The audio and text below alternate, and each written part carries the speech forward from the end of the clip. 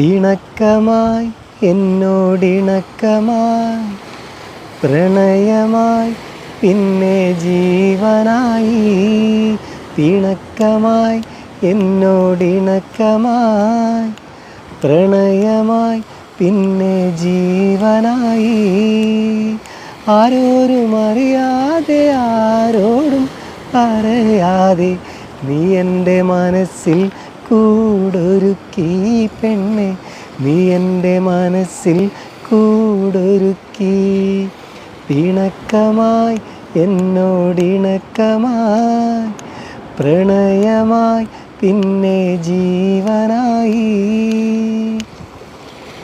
ഈ പാട്ട് എഴുതിയതും മ്യൂസിക് ചെയ്തതും അൻവർ വടകര.